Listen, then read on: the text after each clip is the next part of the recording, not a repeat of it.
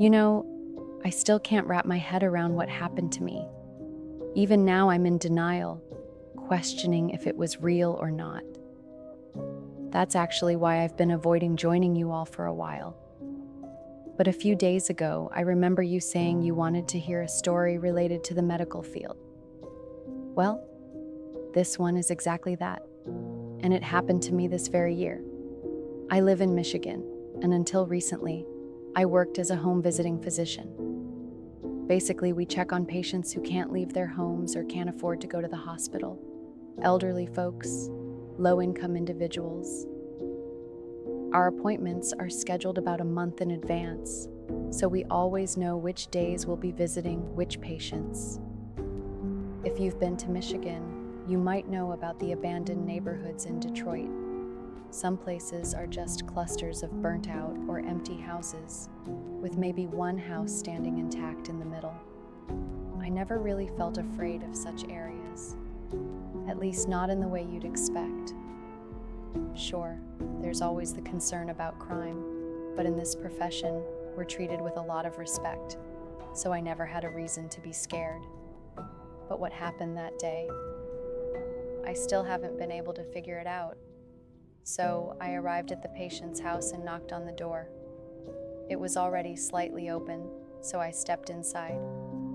The woman I was there to see was in her early 80s, maybe 85 at most. You know how older people get, lonely, eager to talk.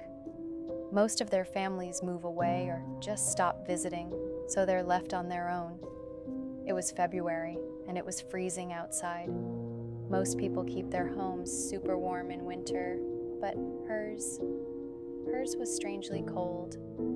I asked if I should turn up the heat, but she shook her head, said it was fine as it was.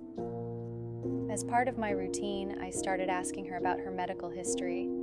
She was chatty, told me how she lived alone, how lonely she felt. She even asked if I could visit her again sometime. I smiled and said sure, but in my head, I knew the chances of that were slim. Our shifts keep changing, and I rarely get the same patients more than once. Finally, it was time to take her vitals. When I reached for her hand to check her blood pressure, I noticed something. Her skin was ice cold, colder than it should have been. But she seemed fine, responding to my questions without any confusion. I figured maybe it was just bad circulation. So I placed the cuff around her arm and turned on the machine. Nothing. 0 vitals. I frowned, adjusted the cuff, and tried again. Still nothing. No blood pressure reading, no pulse. My stomach dropped. I thought maybe she isn't all right, so I decided to call 911. But my phone had no signal inside the house. I hurried outside to make the call, explaining the situation to the dispatcher. Then it hit me. I had forgotten to ask for her code status. Code status is crucial for patients. It tells us whether they want to be resuscitated in an emergency. I turned back toward the house, but the door was shut. I hadn't closed it, and now it wouldn't budge. I knocked, then banged on it harder. No answer.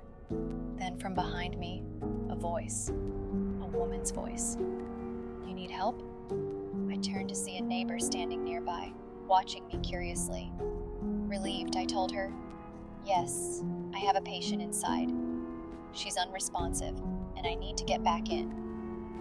The woman's face changed, a look of confusion, maybe even concern. "There's no one inside," she said. "The woman who lived here, she passed away yesterday."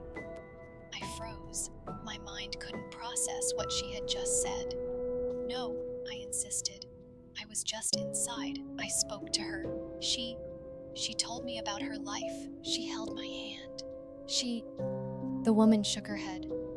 "I don't know who you think you were talking to, but she's gone." I felt a sick, twisting sensation in my gut. I wanted to argue, but something told me not to. If this woman found out I had just been inside that house, talking to a dead woman, I could get into serious trouble. There could be an investigation, accusations. I didn't want to take that risk. Shaken, I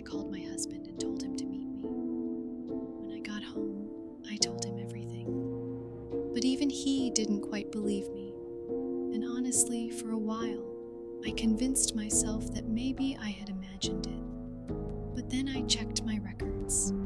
My iPad had all my notes, her full medical history, her address, everything we had discussed. It was all there, documented, proof that I had been inside that house, proof that I had spoken to someone. I don't know what happened that day. I don't know who or what I met in that house. But after that, I quit my job as a physician. I just couldn't do it anymore. And I never tried to dig deeper into what really happened because, honestly, I didn't want to know. I've been carrying this story for so long, needing to share it, hoping someone would understand. Maybe now, someone will.